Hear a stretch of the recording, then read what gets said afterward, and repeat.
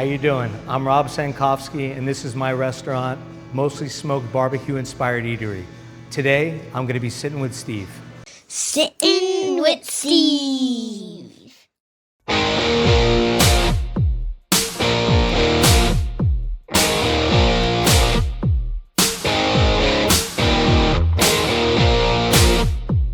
Cost me a lot of money, but nah. It's I'm glad to do it. If that's the case, please come in. Yeah, absolutely. Or anyone who needs it, we can help you out. Absolutely. And we're here with Rob Sankovsky, owner, proprietor, head And friend. and most importantly, friend, mentor, fellow alumni, Yes. June birthday? Gemini. Well, I'm on the cusp. I'm the 21st, so I'm Gemini / Cancer. It depends. Keep the cancer. All right, you keep it. He's a Gemini at heart, and also ex-Wall Streeter. Yes. What was it like for you leaving something that you had known what to do? I happened to have worked with Rob, and you were very skilled at a niche part of an institutional cog, right? But you knew what you were doing, and you Yes. and you couldn't. I left the comfort zone to go into the unknown. But at the time, I had to do it. So I was between jobs. I got to a busy final commute day home in Port Authority and called my wife, and I said, I'm not coming back. The next job at the next bank, I'm not accepting. I need to take back the 30 hours a day that I'm commuting, the 30 hours a week that I'm commuting, and put it back towards either working out or seeing my kids. I have 2 daughters. I wanted to know them growing up. I didn't. I would leave on a 4:30 bus in the morning and come home at 11 o'clock at night on a good night. And then every weekend came and you have to do your errands and you have to get everything done. And to me, it was wonderful. I regret nothing about what I did. Everything, I could tell you what I miss, what I don't miss. We can get into that. It was what I needed to do. This is where I need to be now. It took that to get here. I couldn't have done it without that. Of course. You build on the experiences of each thing, and you've brought a good business acumen into, a passion. Yes. And a purpose. But business acumen doesn't always translate into a good business if you're doing something where you don't know what you're doing. So I went on a limb and took a chance, and but please, you host the interview. This guy can interview himself. You do have a really encouraging story that people should hear. So, why don't you walk us through your love for the smoked meats and where that came from? I've always been passionate about food. I tell everybody in no particular order, food and music are the 2 things that move me. They are my church, my temple, however you want to say it. And I mean that sincerely. I can listen to a song, it'll make me cry. I can listen to one that's going to get me worked up. And I can tell you, when I traveled somewhere 20 years ago, I couldn't tell you exactly what street it was, but I could tell you exactly what I ordered at that place, if it's something that made a difference to me. You laugh, but it's the truth. I relate things to food and to music. Sports, never my big thing. Is it the smell or the taste? Yes. Both. Yes. It's the smell, it's the taste, it's the presentation. It's everything. As my daughter taught me, and in this day of an Instagram world, you eat with your eyes first. So if it doesn't look appealing, I still eat it and I have no problem. Some people it takes away from. To me, if the flavors are there, if everything is there, the complexities, I love food. As far as smoked meats, what took me there? It was not the most profitable or smartest business model. Reality speaking, I was thinking breakfast, lunch kind of place, but that's not my passion. I bought a commercial smoker when I left Wall Street, and I said, I'm going to start trading from my house. So what do I have? I have time. Me, a machine, a computer, and then outside I had a smoker and a pile of wood. And I had different cuts of meat that I was ready to throw out every day until I knew what I was doing. And I played and, got more serious. And then I really fell down the rabbit hole, started making all my rubs, all the sauces, all the, you name it, the pickles, the onions, everything that goes into everything here has been thought out way too much, more so than you would ever imagine. I guess I'll give you a. So what got me to love it? Whatever happened, I was doing it in my backyard for fun. And then friends started coming over and saying, hey, if I drop off a pork butt, if I drop off, can you do this? I have friends coming over. Sure, no problem. I enjoy doing it. I was doing it. I didn't know at this point that I was going to open up a restaurant or catering or anything, but I was really enjoying the craft of smoking, because the smoker that I had no components. There's wood, and there are different air shafts. They have to move around, and it's just working with the elements. And that my biggest attraction, because every piece of meat is different. Every piece of wood is different. The air blows south one day, it blows west the next day, and that throws off your whole cooking. For real, there's so many elements. It drew me to it. Then to realize that there was really not much around here, the volatility. And like I said, so I started doing it. People were dropping it off, and they were coming back saying, my friends really like this. They want to cater from you. So it slowly became a catering business out of my house on the weekends only, because I was trading. Had enough guts, waited, decided to sign a lease, and 2 weeks later, COVID hit. What other questions do you have, Steve? Well, running a business is unique. It's going to have its unique challenges. As you're here, I don't know, how many hours a day do you work? 17, 18 probably. 17, 18 hours a day. That's what it takes to run a business. When you're not supposed to be here, but you're up at night, what keeps you up at night? Like, what are the things you're thinking about? What are the risks that you have to concern yourself with? Funny you ask why I'm up at night. I'm an insomniac, and I've been working with a doctor why I'm up at night. I can't figure that part out. The truth is, I overthink everything.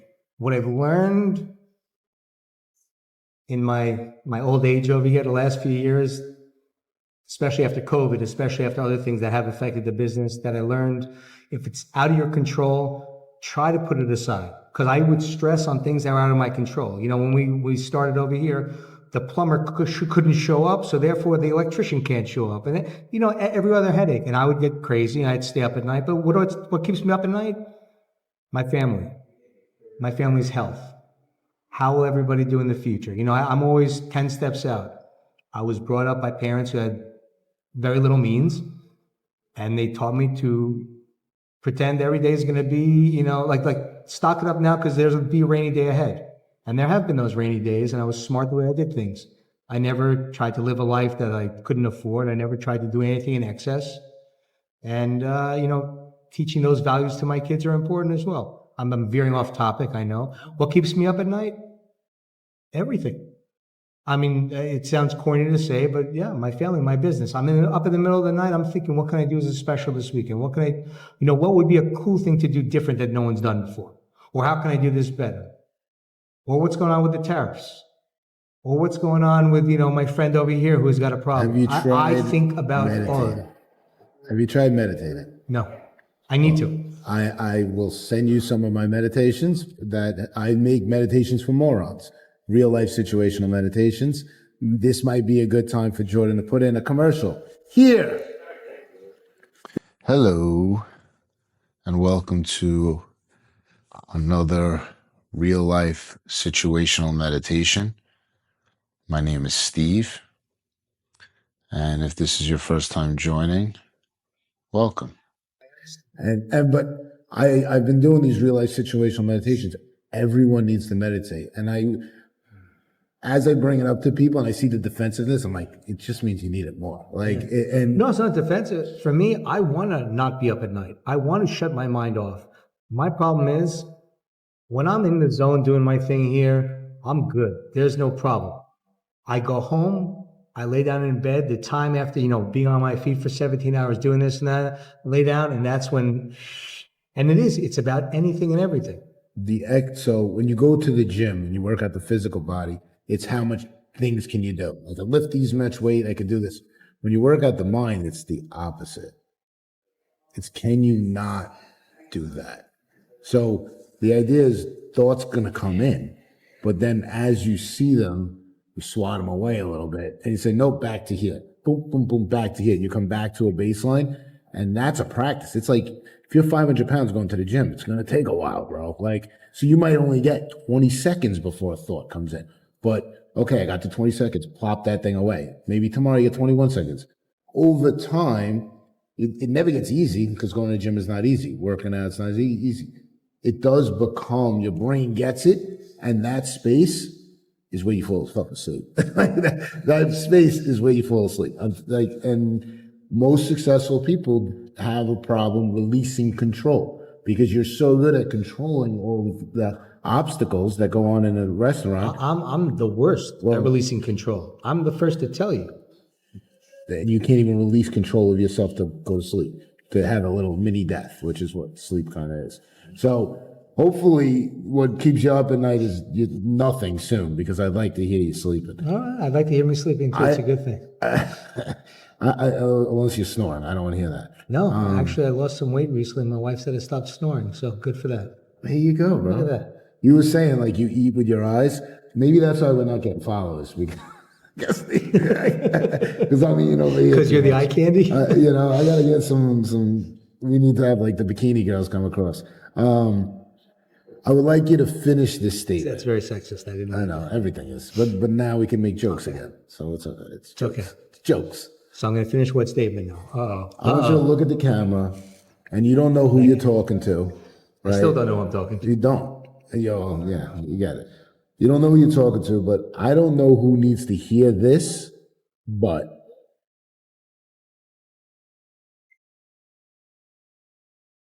I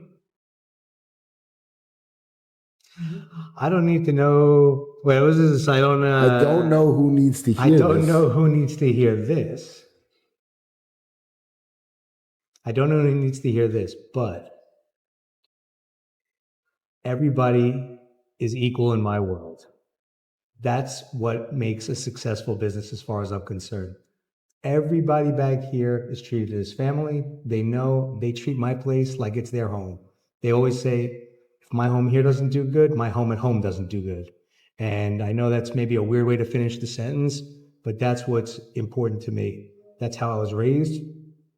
A lot of that I did not see on Wall Street. I saw a lot of guys and women very entitled, that if somebody was a janitor or if somebody was a cab driver or somebody, they treated them completely different. I never did, and I refuse to do so. And I wish more people in the world would take that attitude and just treat people fairly. Just be honest. Just be a good person. It's not that hard. And you don't see a lot of that in the world today. So that's my elongated, terrible run-on sentence. And if it is hard, start somewhere. Yeah. A friend of mine once told me, do the next right thing. You made a mistake, if something happened, do the next right thing. Because you can't really undo the thing that happened, but you could do the next right thing. And you know what? It helps. And to your point, like, we should be doing the right thing. You're doing the right thing, and that's why you're so successful here. And growing a business from nothing with no footprint to like everyone in Mid-South Jersey. That's a whole fight you got to have. I know. Somebody called it Central, somebody called it South. You know what I mean? I don't know what I to call say. it Manalapan. Well, this question is actually perfect for this place because you have lemonade, delicious lemonade. But in my book, I talk about life is going to give you fucking lemons. And you know this. You've been handed them. The successful people are going to make that lemonade and make it delicious. Can you give me an example of something? It could be to do with this restaurant. It could be from when you grew up. Anywhere where you can say, I got dealt because life is not fair. I'm telling you right now, I have that answer. I did not know this question ahead of time. Flat out, this restaurant answers that question. I come from trading. Everything in trading is about timing. You have to be successful in timing to be a successful trader. End of story. I did my biggest trade. I decided to open a restaurant, something I know nothing about, something I never did before, and I pulled the trigger. I sat in this shopping center down there, and I signed a lease on February 26th of 2020. To refresh everyone's memory, I started paying March 1st. March 13th, I think it was the actual COVID hit. There was a bug, and I could not do anything. They could not send anybody from the township out to inspect. I could not start building. I could not do a thing. I was on pause mentally and physically, but I was still paying. Yeah. So do you shut it down? Do you say, I don't know everyone's saying, what's the story of restaurants? Like, will there ever be restaurants again? Is it only going to be, show up, take out? Is it only outdoor dining?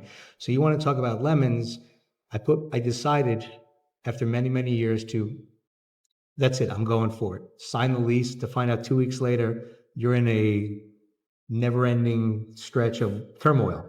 Obviously we know how it ended. So the answer for the lemonade is I stuck with it. I stayed strong. In the meantime, I made it a business out of my house. I built up a name. I said, what can I do in the meantime to get myself out there? I'm not going back. This is what I want to do. And I went with it. And now we're open, not the lease, for 2.5 years. We have a 4.9 rating on Google, which I'm very proud of, over 400.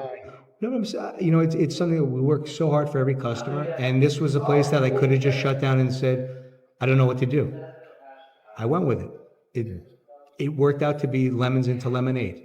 It could have been lemons into vinegar, or whatever. Yeah, but lemons don't make vinegar. That's a bad example. But it could have been sour grapes. Yeah, there you go. Out of lemons. Somehow. No, you took the big leap. But that to me would say my lemon moment, that was it. Nothing scarier than putting your life into this, saying, I'm going to do this. I'm going to put all my money. I'm going to change everything for the next couple of years. I'm going to rebuild the place, completely start a new business, and being told 2 weeks later, we don't know what we can do. And as we're going, like 20 meat bags just walked in here, and they're going to eat a side of a cow and maybe a hog thing. So like people know where to come. You waited it out and you did great. Waited it out, and we more than just waiting it out. We all put our best foot forward over here. So in order to put your best foot forward, it's not just you. You've mentioned that it's a team, but everybody needs a post to lean on. Everybody needs a place to go. Where do you go for support, for motivation? Like what really? My family. My family. I'll say it right now. My wife, God bless her. When I said I'm going to open a restaurant, I told her, I said, you're going to become a social widow. Can we shout out your wife? Allison Sankovsky, I love you more than anything. She told me from the beginning, I will always support you. I will support you going into this restaurant. I will support what you want to do, but I do not encourage it. And that's her line. She said, I'll support you, but I will not encourage it. And she's been my biggest support structure. She's always behind me. I look at my kids when I need support also. My youngest daughter works with me.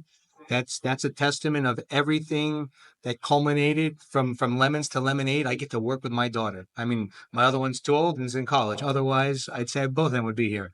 But it's not too late. They'll be a lot. She has other things to do. She's got an internship at Bank of America next summer. We'll talk. I'm very proud of them too. But they're my support. They're awesome. They're there. They got my back. My mother, my brother, my family's always there. I have great friends, but I'm not one who gets very deep and talk with my friends. And I rarely do that. I'm a pretty close, as you know, I can speak till the cows come home. No way. But as far as this guy can talk, can you believe it? But as far as like, can you dig it? If there's something bothering me, or if there's something, that's when I close up. I do my own thing. My family knows when I come home and I'm in a mood, they know walk that way. But they get it. They're older. They're not, babies anymore. But they also know how to talk and what to say, and to provide the encouragement that sometimes you do need, because everyone needs a post to lean on, like you said. Can you dig it? Or scratch your back. So I think you're familiar with pro tips. I am. I would like look at the camera and give a pro tip. Pro tip. This is heavy. You got a lot of pro tips. I'm not even a pro. All pro. Here's my pro tip. Oh, I'm sorry. I just banged the thing in the. Okay, sorry. Pro tip. If and when you stop caring and loving what you do, you're in the wrong business. If you're talking small businesses like I am, I'm here 7 days a week. When I'm not here physically, I'm here 7 days a week. I give everyone my cell phone. I think about this stuff. I sleep on it. I wake up. I come here. On my days off, I'm here. There are no days off. I love it. I'm interested in it. I'm glad to see it prospering, and I can't wait to see where it goes from here. But if you get sick of it and you're trying to run a place and you get bored of it and it's just going on fumes, give it up, sell it, because if you're not passionate, nobody's going to make your small business work for you. It's never going to happen. You have to be, I'm the first one in, last one out every day. And that's how it's going to be. When I lose that passion, on to the next. I hope I never lose it. I'm excited every day when I come here. That's fine. Pro tip. Pro tip. This one should be easy peasy for you. What is a song that you listen to? Like, what's the top of that all the time forever playlist? Pick one. I know You say easy, that's probably the hardest question you could ask me. Which one do you want people to listen? What maybe give me an underappreciated top pick that you're like, you know what, people don't say this song, but this fucking song. A Day in the Life by the Beatles. I know, crazy, weird. This is not. Got out of bed, tried to comb across my head, took my way upstairs and had a. I didn't. And somebody spoke. And I went into a dream.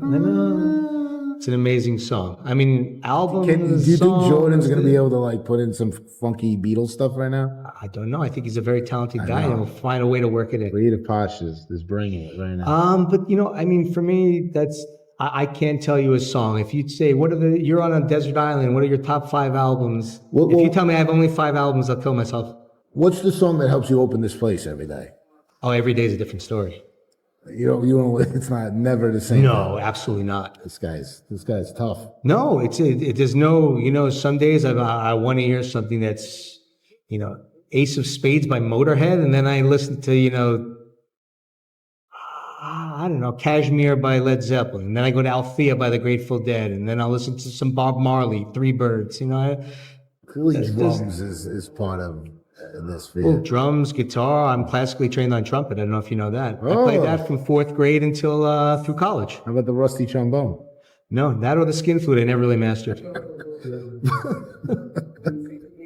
How about What do you think? You're gonna throw me for a loop? No, Come on. no. How about a quote? Like, do you have like a mantra or a quote? Maybe something that you say to yourself, or something that you've heard. I think going forward, I'm going to say do less podcasts.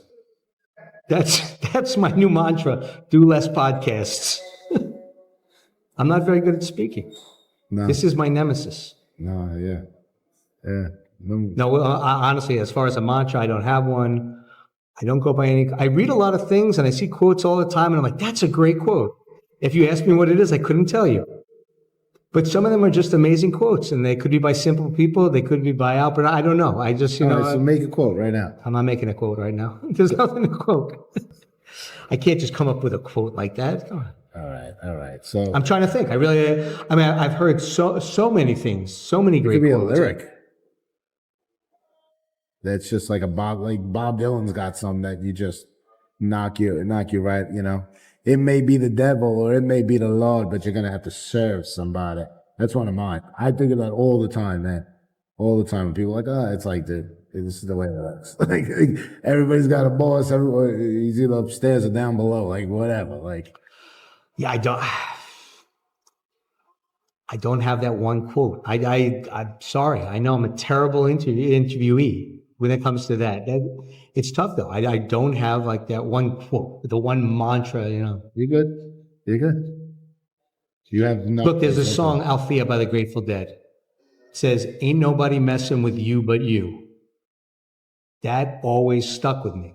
My smoker is named Althea, and part of the rationale was that quote. So I guess it's not a quote. It's not even the full, but it's basically, I'm the one who always rides myself. I could be doing everything. Oh, I never do everything right. I could be doing things pretty well. And in my head, they're all wrong. I got to get better. Like, it's never good enough. I always want to chase. I always want to get better. And I tell everybody, I tell my family, my learn something new every day. I wake up in hopes of learning something new every day. If I didn't learn something new today, I lost. Every day I want to learn something, whether it's useful information or just something that goes in the back over here and wastes space. What else can I tell you, Steve?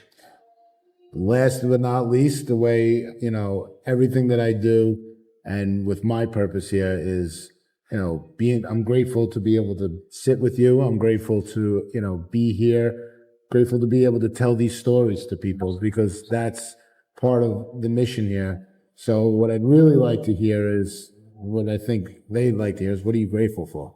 And that's how we usually end the show. I'm grateful for every day.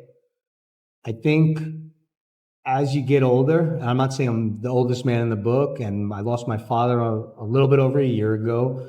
I have a different introspect. I look at things differently. I appreciate the little things more. Not to sound corny, and it's not because my father had passed away, but after that, I looked and I looked in. And, he always said, "Not don't sweat the small stuff." There was no like quote like that, but just focus on what's important. What makes you happy? What's good for your family? Just the little things. Not everything has to be so grand. Not everything has to be so crazy. And for me, I do. I take every day. Here's my answer for this. I have a FedEx guy who comes every day for 2 years now. Love the guy. I get packages every day. He hasn't been here for 2 weeks, which is abnormal. Guy came in today from FedEx. I said, where's Donald been? He said, he had a terrible stroke. We don't know if he'll ever be, able to speak, able to walk. And that's exactly when I said to these guys, every day is a blessing. Every day is a blessing. I know it's cliche and I know it's so grand, but I am thankful for them. I'm thankful for everything I have. I've never had to worry about if there's food on my plate. I never had to worry about if I can dress my kids. I never had to worry about it, not because I come from money or that, it just, I was taught certain values. I try to, teach them to my family but in general, I'm a pretty grateful guy. I think there's good in the world. I wish more people took 5 minutes out of their day to be nicer. And when you walk past someone in the morning, say, "Hey, good morning." You know what? The world's a better place. If you walk down a grocery aisle and you say, "How you doing?" People look at you like you have 10 heads. It's not the worst thing. Not everyone has to be friends. I don't want to make small talk with everybody either. But it's the little steps like that. If everyone could be a little more appreciative, a little less hateful, a little less, entitled, the world would be a better place. And that's what. But I'm grateful for every day. I meet great people every day. I meet new people every day, and I meet the same amazing people that come back and impress me more every day. So overall, I'm happy. I'm a simple guy. That's what I want. I don't need houses and boats and yachts. Those are nice. If you want to give me any, please, by all means. But I'm saying what's important to me and what I care about, that it's not the material stuff. Well, Rob Sankovsky, owner proprietor of Mostly Smoked, the best. I'm cutting you off. I know you're the interviewer. I'm thankful for people like you. I met you in 2008. I want to say it's 2025 right now. We still speak. I haven't seen you out of work, since 2011 or 12 maybe. But I met a good guy. I watched you go through so many different, God, you've gone a lot of different places already. Books and podcasts and everything else, but and self-proclaimed moron. But they're reading with their eyes. Anyway. Yes, and you have been an inspiration to me for a long time. You walk the path. I talk about there is a passage in the book, and his fake name is used, but the story is about Mr. Sankovsky here, and he really did help me put into perspective how other people can treat you shouldn't be a reflection on how you feel. And I needed that lesson at that time.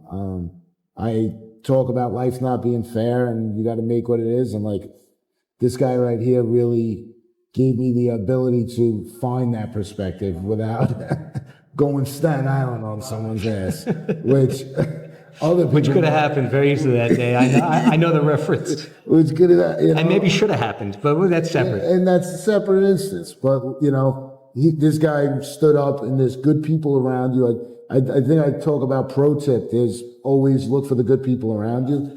This is the dude who I'm talking about. So Rob Sankovsky, who took the jump. He took the jump out of something he knew and he was comfortable with into something he was uncomfortable with. He followed purpose, he followed passion, and he went into the food business, which is the highest failure business there is. There's no doubt about it. You know, most people say don't do it because Everybody, including my accountant, said, "Why the hell do you want to do this?" But he's providing great food. Like, we didn't even talk about the food. Hopefully the B-roll is going to do that. But let me tell you, the food here is out of this world. And it's because of the stories that Rob tells, the way he is. So Rob Sankovsky, mostly smoked, Manalapan, New Jersey, right on Route 9. Like, I don't need to send any more people here because it's always packed. But hopefully your patrons watch this. That's what I hope, that your patrons watch this, because so they know like a little bit more about the guy who they're like, but the food is so great. Like, Come out and talk to the guy everyone. is I great want at them to know who I am. That's a small business. The guy is great. Thank you, Rob. Thank you so much, Appreciate Steve. you. Always a pleasure. Cheers. Salud. Salud.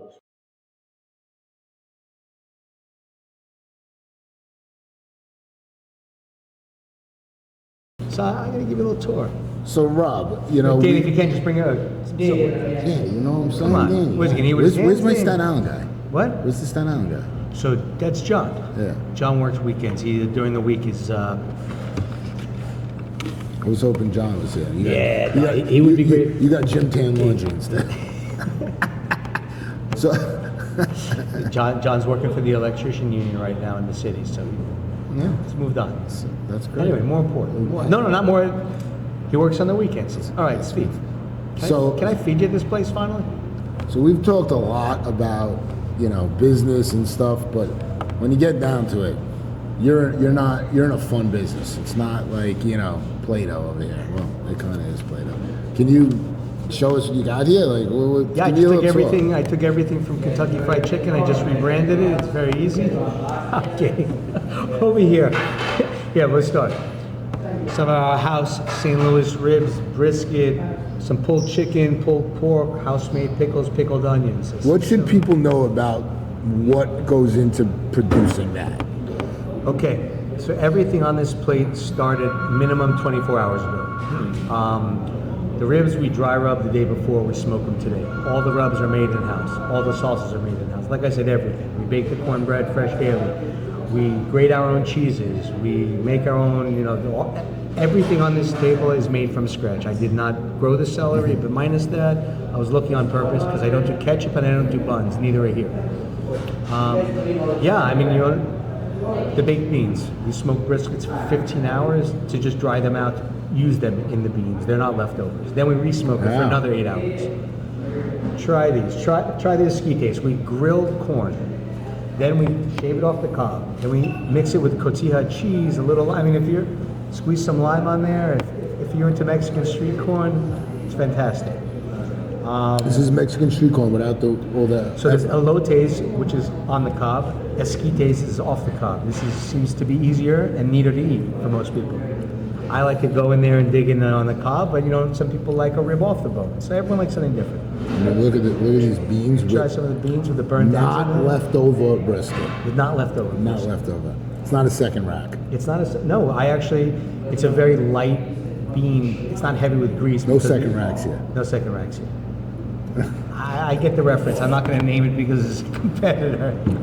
There's no second rack. And my favorite was when you asked if the third rack was actually squirrel. You may not recall the question. I recall the question. And please try away. So each of these, right? And we what dry about? rub them. I know you make your sauces fresh, right? Yes. Can you tell me about the sauce?